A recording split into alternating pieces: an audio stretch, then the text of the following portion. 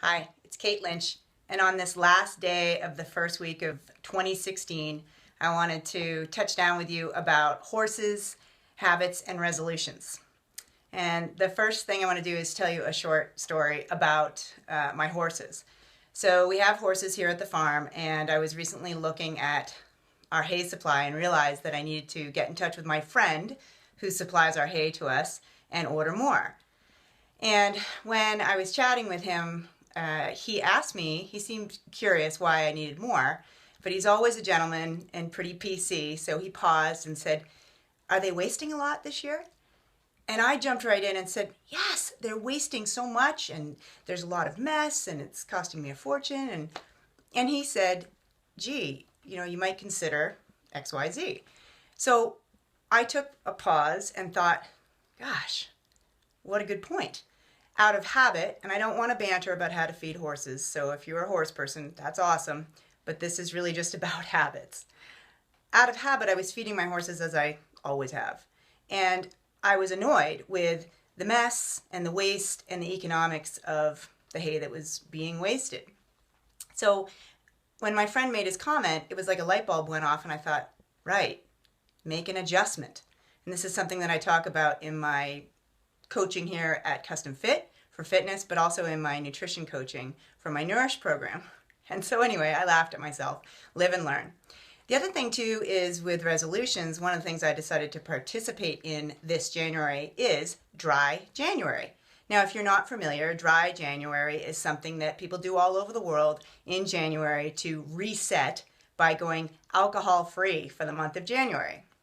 So going alcohol-free means, in my mind, you have to replace your glass of red wine on a Friday night or your vodka tonic on a Saturday night with something else. For me, it's sparkling water with lots of lime.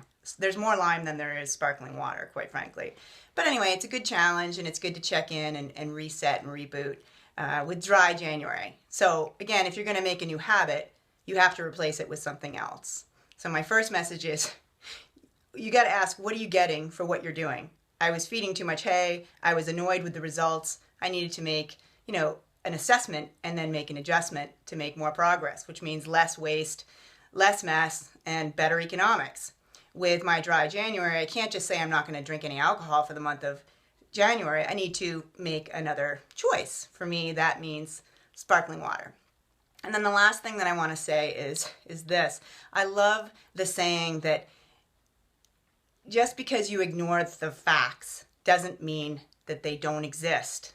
So with resolutions, which many people give up at this point already, just at the end of the first week of a new year, with resolutions, you really need to think, I think, about what you've been getting for what you've been doing, how that's working for you, and how you can make some assessments and some adjustments to make some progress moving forward.